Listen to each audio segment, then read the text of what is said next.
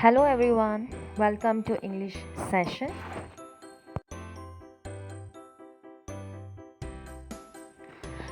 In today's class, we're going to see lesson number 5, what is moral action? And the author of this lesson is M.K. Gandhi. So let's look into the information about the author. About Gandhiji, we everybody know about him. M.K. Gandhi was born on 2nd October 1869 in the princely state of Porbandar, now a part of Gujarat. After matriculation, he went to England in 1888 to study law. Having passed his bar examination, he returned to India in 1891, only to proceed to South Africa, where he hoped to do better as a lawyer than in his own city. The future Mahatma was actually made here in the land of racialism and acquired a new weapon to fight the white oppressor. This was Satyagraha, which called in India, was to be reinforced with truth and non-violence, and with which he won freedom from British Empire. Until his assassination in 1948, Gandhiji's efforts were to wean his contemporaries away from wickedness, and rightly he remained the conscience of mankind. So let's look into the glossary, the new words, where you have to read the words loudly along with the meanings.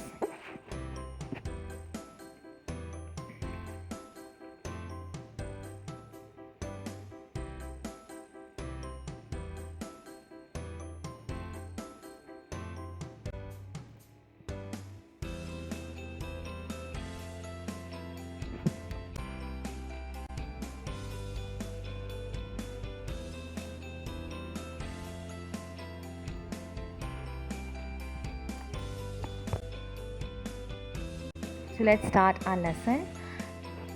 In first paragraph, when can it be said that a particular action is moral?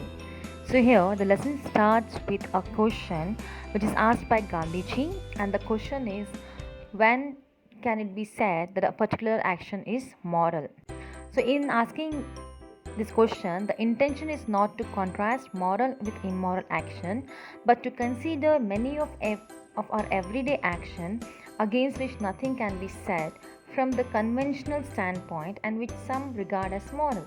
So here when Gandhiji asked a question, what is exactly called as moral or what action is called as a moral, he's not asking question to have a difference between the moral action or the immoral action, okay, but it is necessary to do our day life, right? In every day we have to do such a thing which will be considered as a moral.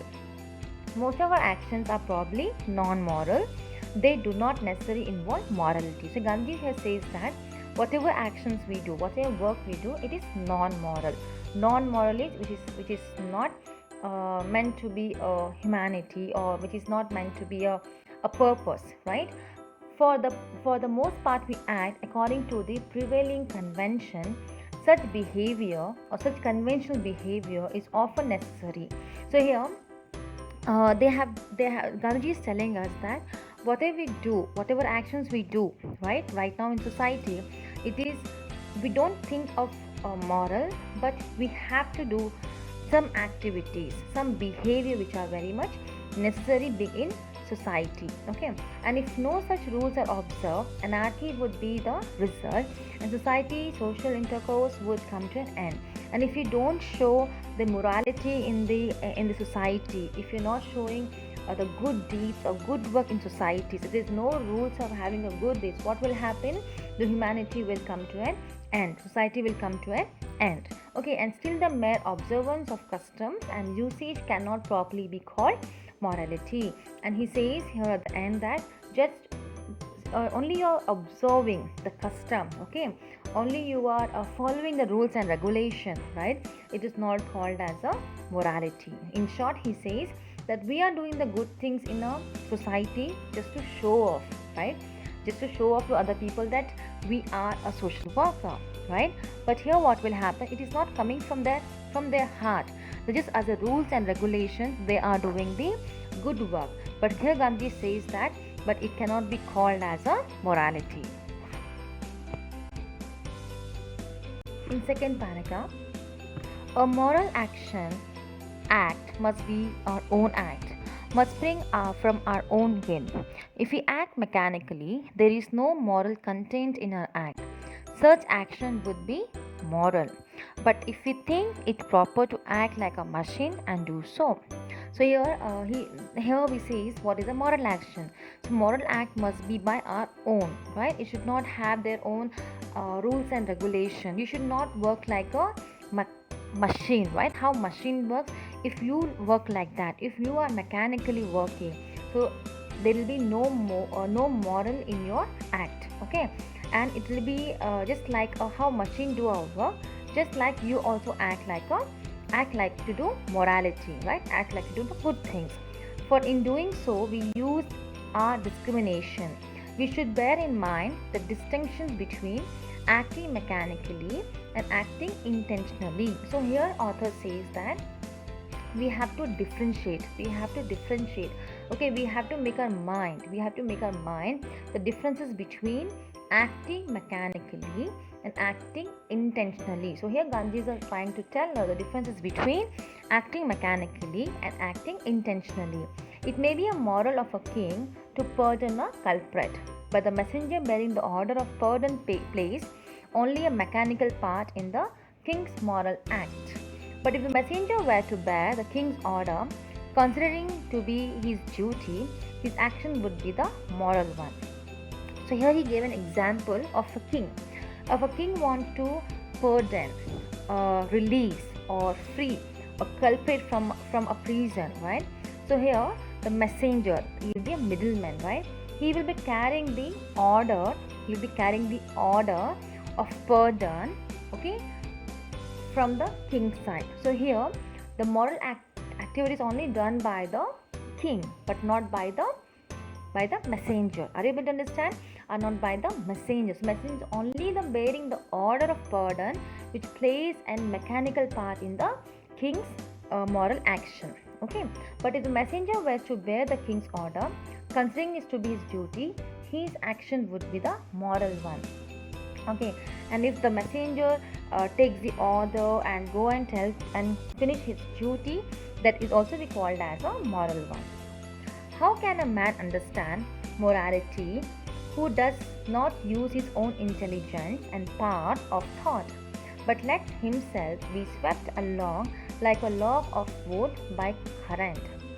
Sometimes a man defies convention and acts on his own with a view to absolute good. So the great hero was Wendell Phillips. Addressing an assembly to a people, he said, "Till you learn to form your own opinion and express, then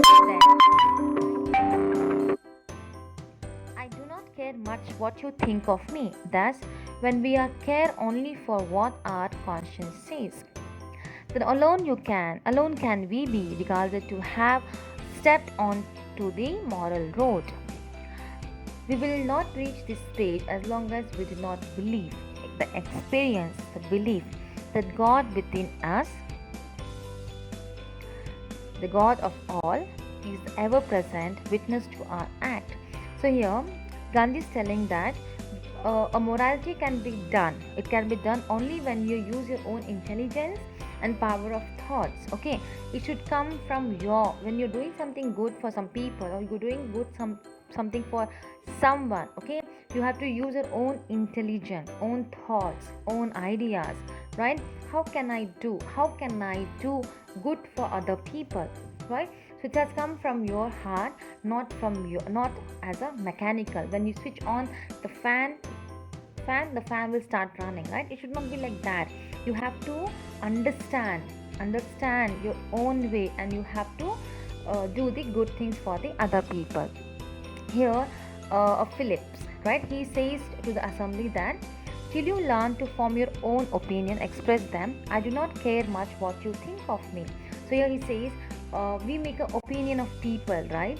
Oh, that my friend is like that. He is like that. How you make an opinion about your enemies, or about the third person? By listening to others' opinion, right? You will listen to your friend, and your friend will say, you know what, she is like that, he's like that. So you will make a opinion and you will start hating them. But here, Wendell Phillips says that you have to make your own opinion, and you have to express them by yourself. Until that, I don't care what you think of me. Okay. And it says, when we care only for what our conscience says, then alone can we be regarded have to step on the moral road. And when you start making your own expressions, your own opinions, that is how you can step on the moral road. Okay. And you have to keep believing that, God is within us, God of all, and He will present everywhere wherever you do the good deeds. In paragraph 3, it is not enough that an act done by us is in itself good. It should have been done with the intention to do good. That is to say, whether an act is moral or otherwise depends upon the intention of the doer. So here says, whatever things you will do, okay, it is not necessary that it should be good. But the main thing is that we have to find out in what intention we have done that. What is the purpose of doing that work? And then only you can differentiate whether it's a moral act or it's not a moral act. Doer, the person who do the work, has to find out the purpose behind doing good things. Two men may have done exactly the same thing, but the act of one may be moral and that of the other will be contrary. So here he says, if two men do any one work, so one person have done that work keeping a purpose behind that in a good way, but the other one only he has done the work for maybe for money purpose, or for impressing people, or for to get famous, right? So here the Gandhi says that when you do a moral action, you have to find out in what intention have you done it. Take for instance a man who out of great pity feeds the poor, and another who does the same, but the motive of winning the prestige or the some such selfish end. So give an example. There are two people who are feeding the poor people. There are two person, a great person who got great pity on the poor people, and they are giving them food. They are feeding them. But here the two people have a different motive. The first motive is to help the people, right? To feed the people where they feel happy. And second one, the person is, maybe he wanted to win the prestige. Maybe he wanted to have that something, should have the selfish end. You have seen nowadays when people do some good work, they'll just take a selfie and put in a social media, right? So that is not called as a moral action. It is called as a planned moral action. Okay, I hope you're understanding. Planned moral action. Though the action is the same, the act of the one is moral and that of the other is a non-moral. The person who take a photo and put in a social media, it is not called as a moral action, but it is called as a non-moral action. The reader here ought to remember the distinction between the two words, non-moral and immoral. It may be that we do not always see good result flowing from a moral act. While thinking of morality, all that we need to see is that the act is good and is done with a good intention. So now here, the Bhante is saying that the reader, the people who are reading the chapter, they have to understand the differences between the non-moral and immoral. Okay, the words difference between the moral, non-moral, and the immoral. Okay, it and all the time it is from the moral action you will not get the good result. You will not get the good result. Now, what is morality? Morality is, we need to see is that the act is good and is done with the good intention. So morality is nothing but that you're doing something with a good purpose, you're doing something with a good intention. The result of an action is now within our control. God alone is the giver of food. Historians have called Emperor Alexander Great. Whenever he went, he took the Greek language and Greek culture, arts, and manners, and today we enjoy the benefits of Greek civilization. But the intention of Alexander behind all this was only conquest and removed. Who can therefore say that his actions were moral? It was alright that he was termed great, but moral he cannot be called. So now here they give an example of the great king, the emperor is Alexander. Okay, now why he used to call as great? Because wherever he used to go, that is whichever areas has been won by Alexander, he used to take the Greek language, Greek culture, Greek arts, Greek manners. Okay, and he used to develop in the particular. He has to develop in the particular places, right? And the main motive of this Alexander was he wanted to publish, or he wanted to make the whole world should know about the Greek civilization. Okay, and that is how we enjoy the Greek civilization. Okay, but it's correct. We can see the Greek civilization because of Alexander. But motive behind this was not a model. Okay, because he wanted to expand his empire. He wanted to make himself famous, right? So great was okay, but his action or his work cannot be called as a moral, because behind this it was a selfishness. He wanted to be called as a great. He wanted to be expand his kingdom, expand the civilization. He wanted everybody should know only about the Alexander. So he was called as a great, it is correct, but his action cannot be called as a moral. Paragraph 4. These reflections prove that it is not enough for a moral act to have been done with good intention, but it should have been done without compulsion. Okay, now by this we have learned that it is not enough to do moral action, okay, to be with a good intention, but the main thing is that you should not do something good with compulsion. Compulsion means with forceful of somebody else. There is no morality whatever in my act if I rise up early out of the fear that if I am late for my office, I may lose my situation. Similarly, there is no morality in my living a simple and unpretentious life if I have not be the means to live otherwise. But plain simple living would be the moral.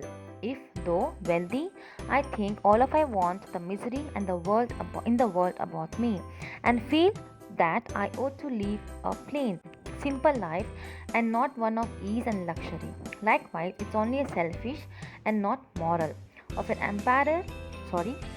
employer to sympathize with his employees or to pay them higher wages lest they leave him. It would be moral if the employer wished well of them and treated them kindly, realizing how he owed his prosperity to them. This means that for an act to be moral, it has to be free from fear and compulsion. When the peasant rose in violent revolt and with bloodshot eyes went to the King Richard II of England demanding their rights, he granted them the rights under his own seal and signature. But when the danger was over, he forced them to surrender the latter. It would be a mistake of anyone to say King Richard's first act was moral and second immoral. For his first act was done by only out of fear, had not an in the idea of morality about it. So here in this paragraph he says that we should not do morality with a compulsion, right? You get up early in the morning because you are getting late to your office, and if you get late to your office, you may lose the job, correct? So this is called as compulsion. You're doing something good because of compulsion. You have that fear. If you didn't go to office on time, if you did not work on time, if you did not complete your target, what will happen? You will lose your you lose your job. So this is called as a, you're just working in an office out of fear. It is not called as a moral action. Okay, but here what will happen, okay, but here what will happen, if the employer take care of the people, take care of his own employee, pay him well, higher wages, wish them, okay, and but here what will happen again, it will happen that prosperity of his employer, because employer will prosper, employer will get the profit out of employee, right? So it is also not called as a moral action. One more example is given by Gandhiji is about King Richard II. Okay, so here peasants are nothing but the farmers. Farmers all rose against Richard, King Richard II, and with a fear that where the farmers will kill him in this war, he granted them the right under his own and seal and signature that particular land is yours. Okay, and once he found out that the danger has come down, there is no danger, there is no more danger from the farmer's side, what did he do? He forced the people to surrender the letter, the document, that is a document. Okay, so here the King Richard Act, the first one was a moral, but that moral has come because of the fear, and second one is also the immoral. So it is saying that the both the thing is not called as a morality, because he has done something good out of fear but not out of his own will. Paragraph 4. These reflections prove that it is not enough for a moral act to have been done with good intention, but it should have been done without compulsion. Okay, now by this we have learned that it is not enough to do moral action, okay, to be with a good intention, but the main thing is that you should not do something good with compulsion. Compulsion means with forceful of somebody else. There is no morality whatever in my act if I rise up early out of the fear that if I am late for my office, I may lose my situation. Similarly, there is no morality in my living a simple and unpretentious life if I have not the means to live otherwise. But plain simple living would be the moral. If, though wealthy, I think all of I want the misery and in the world about me, and feel that I ought to live a plain, simple life and not one of ease and luxury. Likewise, it's only a selfish and not moral of an employer to sympathize with these employees or to pay them higher wages lest they leave him. It would be moral if the employer wished well of them and treated them kindly, realizing how he owed his prosperity to them. This means that for an act to be moral, it has to be free from fear and compulsion. When the peasant rose in revolt, and with bloodshot eyes went to the King Richard II of England demanding their rights, he granted them the rights under his own seal and signature. But when the danger was over, he forced them to surrender the letter. It would be a mistake of anyone to say King Richard's first act was moral and second immoral. For his first act was done by only out of fear, had not in the idea of morality about it. So here in this paragraph he says that we should not do morality with a compulsion, right? You get up early in the morning because you are getting late to your office, and if you get late to your office, you may lose the job, correct?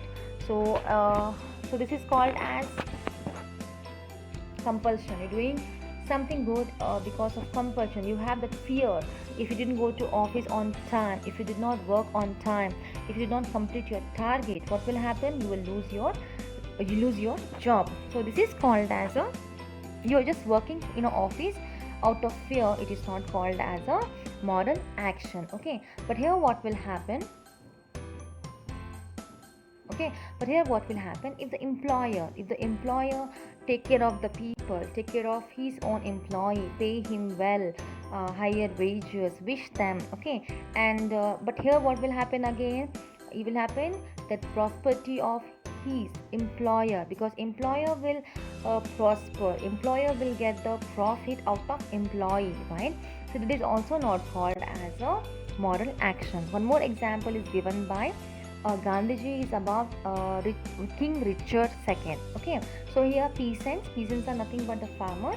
Farmers all rose against King Richard II, and with a fear that where the farmers will kill him in this war, he granted them the right under his own and seal and signature that that particular land is yours.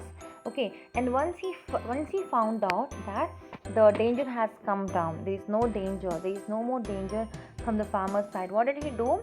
He forced the people to surrender the letters, the documents. Letters are documents. Okay, so here the King Richard Act, the first one was a moral, but that moral has come because of the fear, and second one is also the immoral. So it is saying that the both the thing is not called as a morality, because he has done something good out of fear but not out of his own will. Paragraph 5. Just as a moral action should be free from fear or compulsion, so should there be no self-interest behind it. This is not to say that action prompted by self-interest are all worthless, but only that to call them more would detract from the dignity of the moral idea. The honesty cannot long endure which is practiced in the belief that it is the best policy. Shakespeare says, "Love born out of profit motive is no love."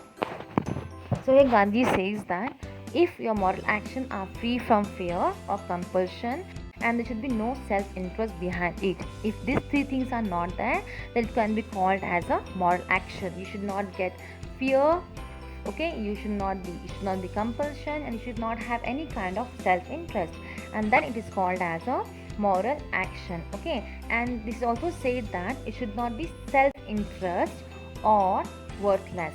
Okay, so you should not have any kind of selfishness when you do something moral action. So here one more example is given by Gandhiji is Shakespeare. The Shakespeare says that if something is come out of love, especially love, when love is come out of profit motive, that is not called as a love. Okay, when you love somebody, when you do something like when you start helping your mother in your house, in her household work, what is the main motive? Maybe you want something from your mother, so that is not called as a moral action. Alright, it's not called as a.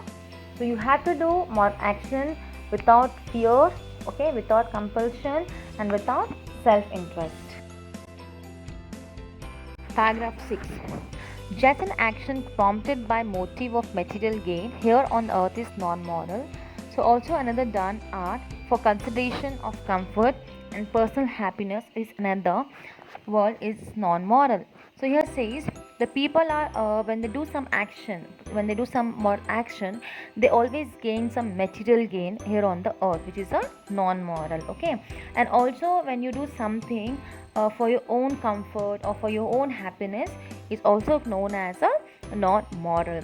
The action is moral, which is done only for the sake of doing good. So now what is this moral? So moral is only that which you do only for doing something good. There was a great Christian, Saint Francis Xavier, passionately prayed that his mind might always remain pure. Okay, so there was one more example. Saint Francis Xavier, he used to passionately pray to God that his mind should always remain pure, holy. Okay, for him, devotion to God was not for enjoying a higher seat after that. He prayed because it was man's duty to pray. So now here, so we can say that he was praying to God passionately because he wanted to get that higher seat, the kingdom seat. In the Bible it is written after his death, but he used to pray because it was a man's duty to pray to God. Same with the great Saint Teresa, wished to have a torch in her right hand and a vessel of water in her left hand, so that with one she might burn the glories of heaven, and with the other extinguish the fire of hell, and men might learn to serve God from love alone, without fear of hell and without temptation of heavenly heavenly bliss. So now here, Saint Teresa, she also says, she also wished that she can have in right hand a torch and a left hand a water. Okay, so what will she will do? She will burn the glories of heaven. Okay, and with the other thing, she will put off the fire, put off the fire of the hell. So what will happen? So she wanted that people should serve the God, not keeping the intention, the intention of getting heavenly blessing or with the fear of hell. Okay, you have to pray. She wanted that we have to pray to God without tempting about the heaven, or without fear of the hell. To preserve morality, this demands a brave man prepared to face even death. It was cowardice to be true to friends and to break faith with enemies. So now here says that you have to prepare your face even after death. Even after death, you have to show your face, right? You have to show your face, and you should not be um, break faith with your enemies or with your friends. You should be always good with your friends as well as with your enemies. Those who do good out of fear and halting have no moral virtue. He says, if you do something good with out of fear, okay, out of tensions, out of scare, it is not called as a moral. Henry Clay, known for his kindliness, sacrificed his conviction to his ambition. Okay. Daniel Webster, for all his great intellectual and his sense of heroic and the sublime, once sold his intellectual integrity for a price. By a single mean act, he wiped off all his deeds. Okay, now here what happened? They have a Henry Clay, or they have a Daniel Webster, right? They have done lots of good things, lots of heroic things, lots of sublime. They have showed too much of love on the people, but because he sold his integrity, he sold his knowledge or wisdom for a price. That is how a single act have erased all the good things done by the people. This shows how difficult it is to judge the morality of man's action, because we cannot penetrate the depth of his mind. Okay, it is very difficult to judge people. Like we cannot enter into the mind of the people and find out what kind of work they are doing. Are they doing this work out of fear, or are they doing this work out of their own happiness? We also have the answer to the question raised at the outset of this chapter: what is moral action? Incidentally, we also saw which kind of man could live up with the morality. So now here the question, that what is a moral action, till which we are able to find out the answer. But the moral action is nothing but a person who could live the life with the morality. It is called as a moral action.